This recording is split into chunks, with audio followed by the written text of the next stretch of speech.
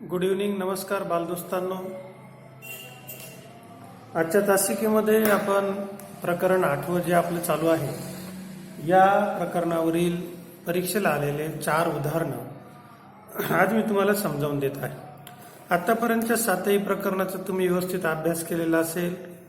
प्रत्येक तासिकेतून तुम्हाला वेगवेगळ्या ट्रिक्स बालदोस्तांना मी सांगत आहे. या सर्व ट्रिक्समध्ये सर्वात महत्त्वाची most important trick is that you have to practise more and more examples. जास्तीत जास्त उदाहरणं तुम्हाला सोडवायचे.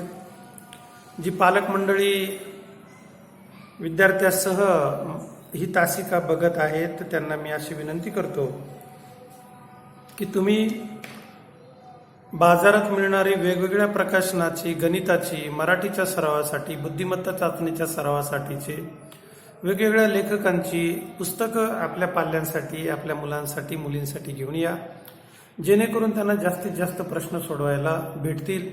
मी बऱ्याचदा असं बघितलंय की फक्त एकच पुस्तक घेऊन बरेचसे विद्यार्थी परीक्षा देतात, परंतु आता ते दिवस राहिलेले नाही. स्पर्धा अतिशय तीव्र स्वरूपाची असल्यामुळे आपण जास्तीत जास्त पुस्तकं आणि सगळ्या पुस्तकातील सर्व उदाहरणं सोडून घेणं तेही कर्तव्य पालकांचं आहे. सर्वच काही शिक्षक किंवा शाळा करू शकत नाही. तर चला दोस्तांनो, आता आपण पहिला प्रश्न या ठिकाणी जो निवडलेला आहे तो 2017 सालचा मी बोर्डवरती लिहितोय. 2017 सालचा पहिला प्रश्न आज आपण घेणार आहोत. हा प्रश्न आहे, किशोरने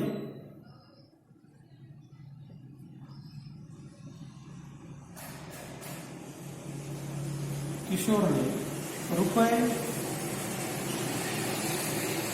205 रुपये 50 पैसे ची औषधे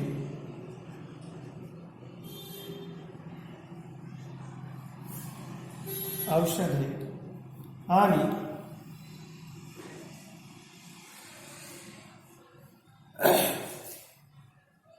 रुपये 180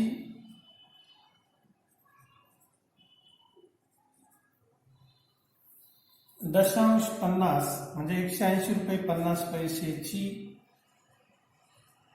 एक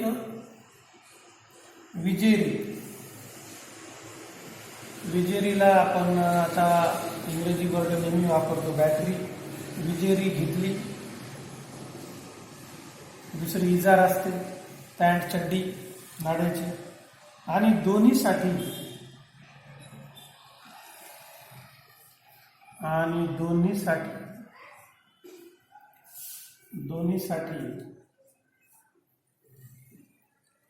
रुपये 500ची नोट दिली.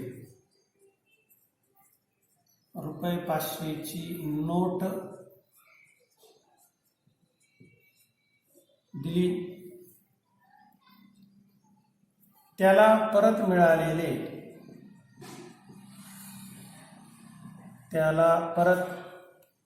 मिळालेले पैसे आहेत. परत मिळालेले पैसे आहेत.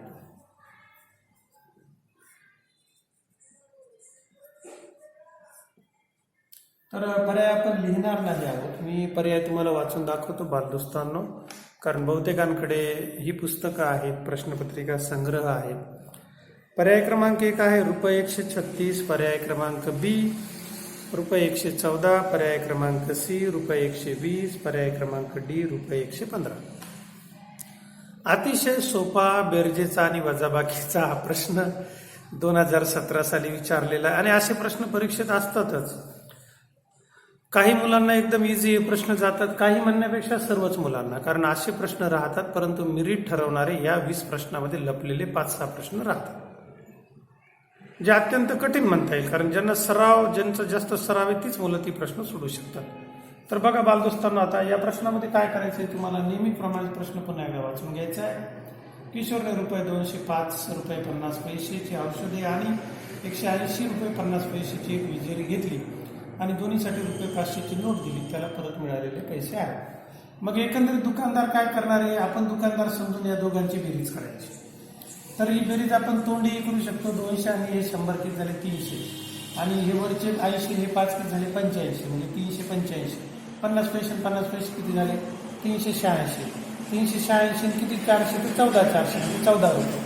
आणि वरती किती राहिले 100 म्हणजे उत्तर किती येणार 114. हे झालं तोंडी उत्तर. बेरीज करत असताना बऱ्याचशा बालदोस्तांना सवय राहते ते एकाखाली एक लिहून बेरजा करायची. काही जण असे अंगठे हे काय म्हणतात कांडे मोजतात. तर ह्या सवयी सोडा.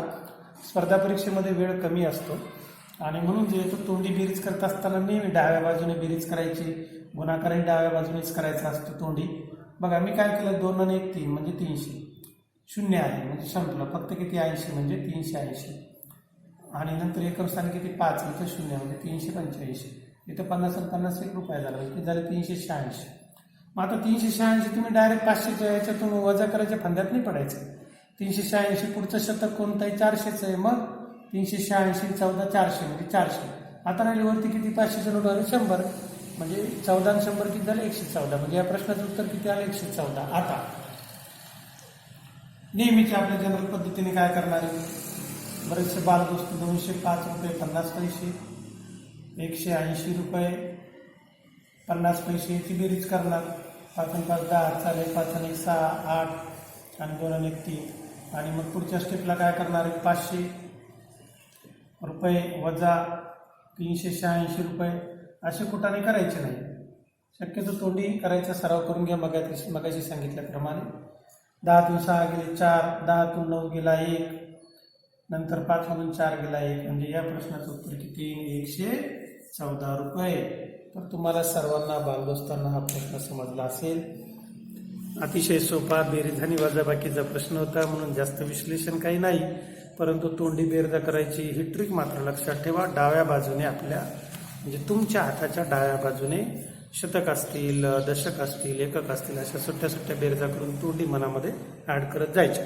म्हणजे वेळ वाचतो आणि ही सवय लागली तर परीक्षेमध्ये याचं उत्तर तुम्ही पाहिले प्रश्न वाचतानाच उत्तर तयार होतं. त्याला म्हणतात सराव. आता सराव करा सराव करा सराव करा असं तुम्ही म्हणत असताना सराव म्हणजे नेमका काय तर त्याचं उत्तर असं आहे की प्रश्न वाचतानाच ज्या प्रश्नाचं उत्तर तुम्हाला सुचतं किंवा त्याचं सूत्र आठवतं ते फक्त तुम्हाला प्राप्त होऊ शकतं सरावाने एरवी नाही. एखादा प्रश्न वाचताना तुम्हाला जर त्याचं उत्तर किंवा सोडवायचा कसा हे सुचत नसेल तर ओळखा मग तुमचा अजून ते प्रश्न सोडवायचा कशा प्रकारचे प्रश्न सोडवायचा सराव झालेला नाही. मी 1991 सालापासून गणित हा विषय विद्यार्थ्यांना शिकवतोय. म्हणून बालदोस्तांनो 91 ते 9 आणि ही 20 29 म्हणजे आता 30वा वर्ष 29वा वर्ष मला हे शिकवत बऱ्याचशा विद्यार्थ्यांचा हजारो विद्यार्थ्यांचा अनुभव असल्यामुळे मी तुम्हाला हे माझ्या अनुभवावरून सांगतो. ही सरावाची व्याख्या चांगली लक्षात ठेवा. आता पुढचा प्रश्न आहे 2015 सालचा 2015 आणि आजच्या आपल्या तासिकेतील हा आहे प्रश्न क्रमांक 2. प्रश्न असा आहे एका घनाकृती टाकीची क्षमता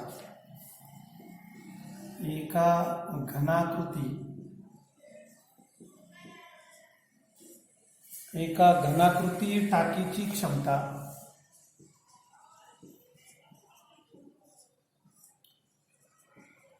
टाकीची क्षमता 12 लिटर आहे. 12 लिटर आहे. जर टाकीच्या तळाचे क्षेत्रफळ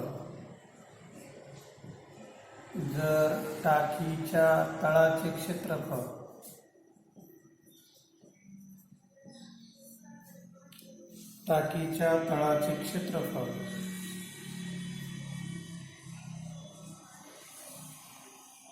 750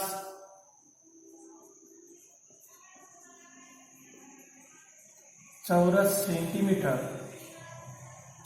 750 चौरस सेंटीमीटर असेल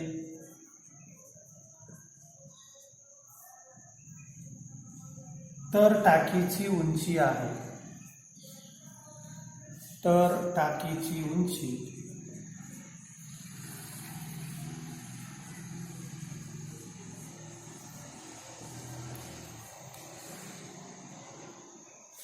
तर पर्याय दिलेत बालदोस्तांनो. पर्याय क्रमांक A 10 सेंटीमीटर, पर्याय क्रमांक B 12 सेंटीमीटर, पर्याय क्रमांक C 16 सेंटीमीटर, पर्याय क्रमांक D 20 सेंटीमीटर. 2015 साली हा प्रश्न विचारलेला आहे. टाकीची क्षमता म्हणजे त्या घनाकृती. तर पहिल्यांदा घनाकृती शब्दाचा अर्थ घन म्हणजे अशा पद्धतीने चारही बाजू सारख्या एक टाकी, चौकोनी टाकी थोडक्यात आपण तिला म्हणतो, हे अशी घनाकृती. मग यामध्ये 12 लिटर पाणी मावतं. लिटरचे आपण मिलीमीटरमध्ये करून घेतले तर 12 गुणिले 1000 म्हणजे किती झाले? 12,000 मिलीलीटर. कारण इथं काय दिलेलं आहे? सेंटीमीटर. म्हणून त्याला जसे किलोमीटर मीटरचे आपण सेंटीमीटर करतो तसे म्हणजे एक प्रमाणबद्ध आपण त्याचं सारखं प्रमाण करून घ्यायचं. आता टाकीचे क्षेत्रफळामध्ये टाकीच्या तळाचे क्षेत्रफळ म्हणजे हे खालचा तळ, तसे चारही सारखेच राहतात. टोटल 1 2 3 4 5 6 हे जे काही वरचे साईडचे दोन्ही बाजूचे, तर हे सगळे चौकोनी आकाराचे राहतात. मग तळाचे क्षेत्रफळ किती दिले? 750. तर टाकीची उंची काढायची. उंची म्हणण्यापेक्षा या सगळ्या बाजू काटकोनात असतात आणि सगळ्या बाजू सारख्या असतात, आणि म्हणून हा तशा पद्धतीने पाहायला गेलं तर फसवा प्रश्न आहे. म्हणून मग आपण काय करायचं? घनाचे घनफळ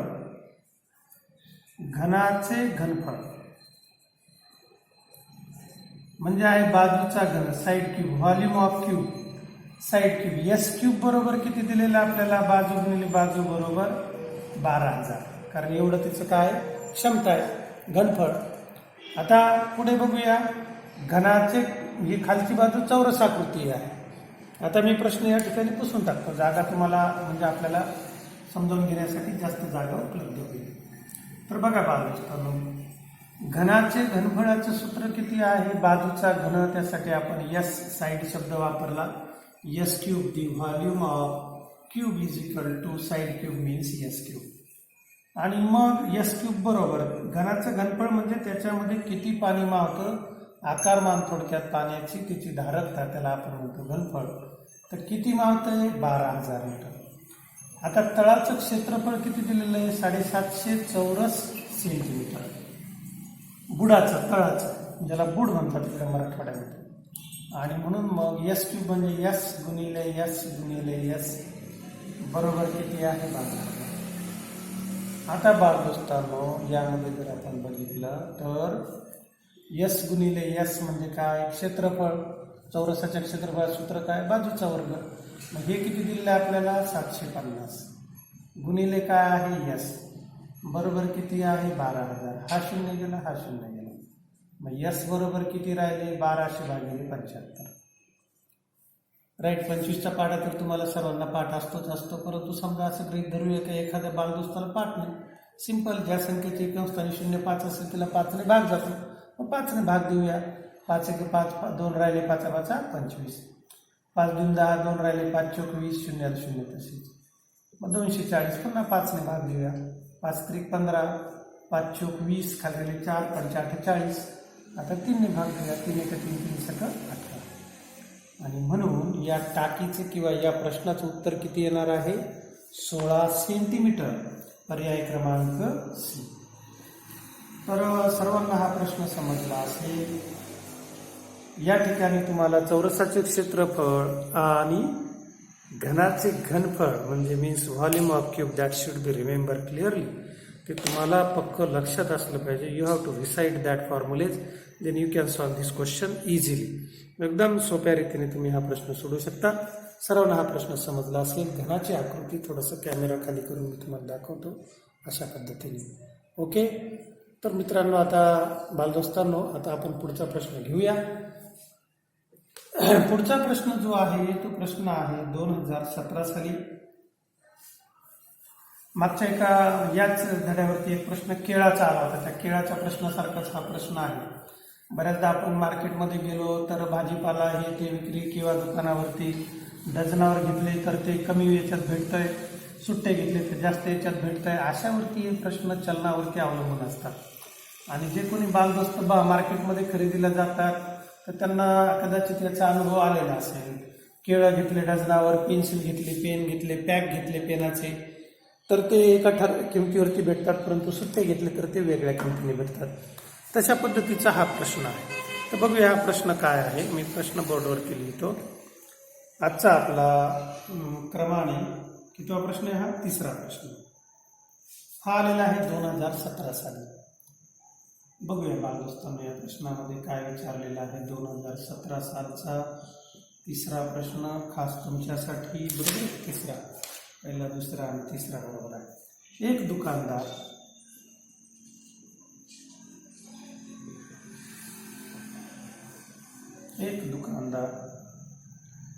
12 रुपयाला एक बॉल पेन, 12 रुपयाला एक बॉल पेन, ज्याला तुम्ही कांडी पेन असं म्हणतात, बॉल पेन, त्याच्याकडे छर्रा बसवलेला असतो म्हणून त्याला बॉल म्हणतात, बॉल पेन, किंवा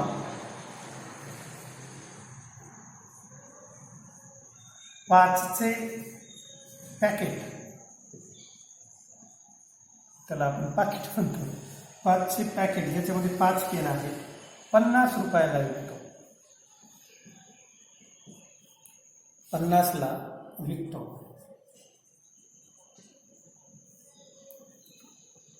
तेवीस बॉल पेन घेण्यासाठी,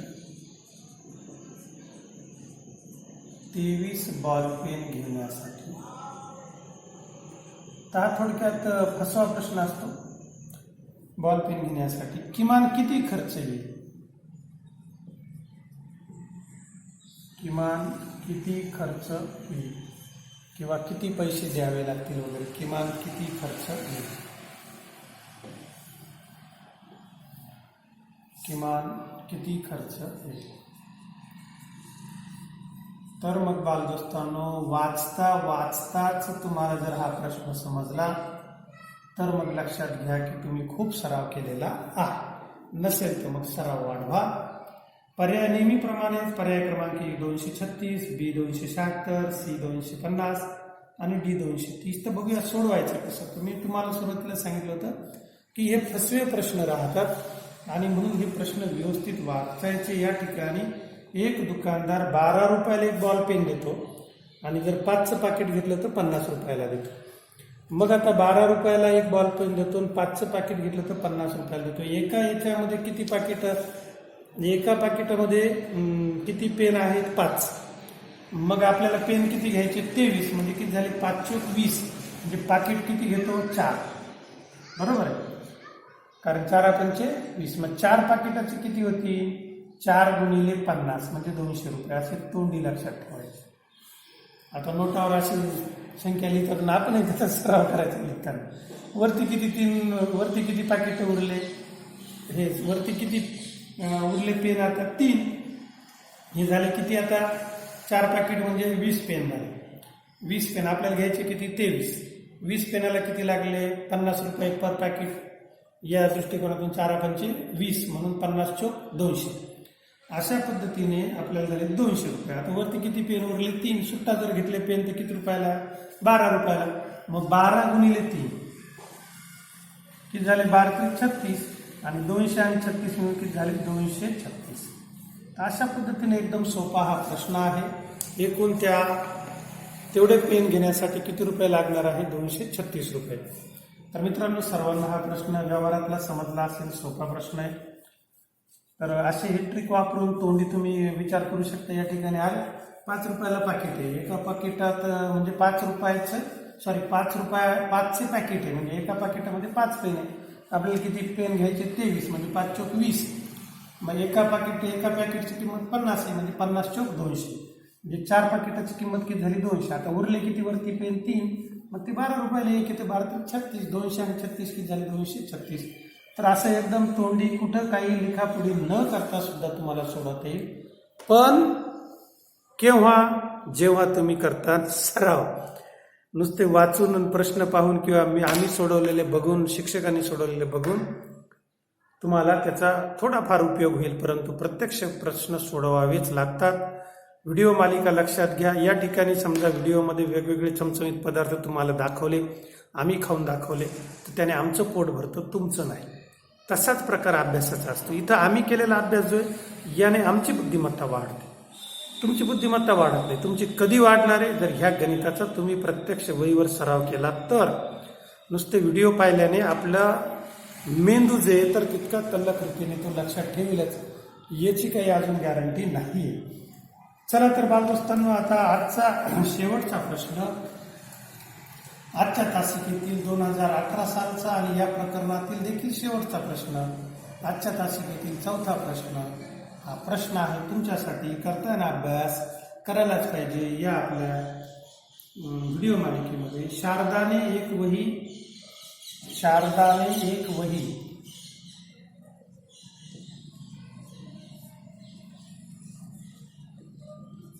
एक वही 25 रुपये 50 पैशाला विकत घेतली. 25 रुपये 50 पैशाला. एक पेन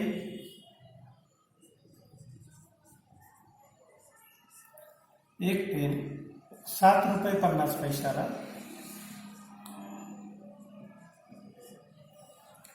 आणि 6 पेन्सिली 6 पेन्सिली मीन्स लेखन 1.25 रुपयाला 6 पेन्सिली प्रत्येकी. ते तुम्हाला एवढं स्वस्त कसं काय? प्रत्येकी 1.25 रुपया म्हणजे त्याला तुम्ही म्हणता 1 रुपया 25 पैसे ला खरेदी केली. ला खरेदी केल्या. भरपूर येऊन आली बचाल. फुल स्टॉप. तिने दुकानदाराला 50 रुपयाची नोट दिली. तिने दुकानदाराला 50 रुपयाची नोट दिली.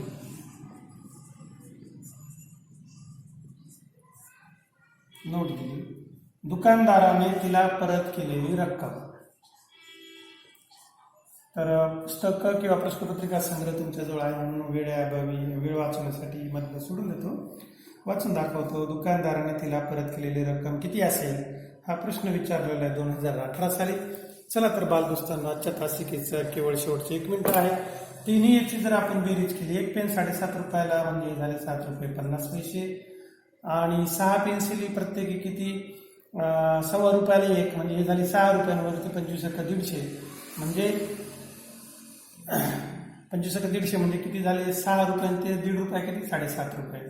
तर 7 रुपये 50 पैसे ते झाले. आणि एक वही किती रुपयाला घेतलेली 25 रुपये 50 पैसे. तिघांची बेरीज केली तर 0 5 × 15 हातचाला 1 14 आणि 26 ला 0 हातचाला 1 आणि या ठिकाणी 2 आणि 1 किती होईल 2 आणि 1 3 म्हणजे 2 आणि 2 4 सॉरी. म्हणजे एकूण खरेदी तिची किती झाली 40 रुपये 50 पैसे आणि ती किती रुपये देते दुकानदाराला 50 रुपये. त्यातून 40 रुपये 50 पैसे वजा केले 0 10 5 गेले 5 10 1 गेला 9 5 5 गेले 0 आणि म्हणून किती रुपये दुकानदार तिला परत देईल तर 9 रुपये 50 पैसे दुकानदार तिला परत देईल. अतिशय सोपा हा व्यवहारावरती आधारित प्रश्न होता म्हणून आपण तो या ठिकाणी घेतलेला आहे. आशा करतो तुम्हाला सर्वांना आजच्या या तासिकेतील 4ही प्रश्न चांगल्या रीतीने समजले असतील बालदोस्तांनो. आणि त्याचबरोबर मी नेहमी सांगतो करताना अभ्यास करायलाच पाहिजे. पाढे पाठ करा. 2 ते 30 पर्यंत पाढे दररोज तुम्ही लिहून काढा. नुसतेच पाठ करून विसरू नका. त्यानंतर 2 ते 30 पर्यंत घनपाठ करा. 2 ते 30 पर्यंत वर्गपाठ करा. दररोज इंग्रजीचे किमान 10 शब्द उच्चारासहित आणि अर्थासहित लिहून काढत राहा. 1 पान मराठी शुद्ध लेखन लिहा, 1 पान इंग्रजी शुद्ध लेखन लिहा. हा दररोजचा गृहपाठ पूर्ण करूनच अभ्यासाला बसा. जरी पाढेपाठ झाले, जरी वर्गपाठ झाले, जरी घनपाठ झाले तरी सतत ते लिहित राहा, जेणेकरून ते तुमच्या मेंदूवरती चांगल्या रीतीने कोरल्या जातील. त्याचबरोबर तुमचं अक्षरही सुधारणं खूप आवश्यक आहे.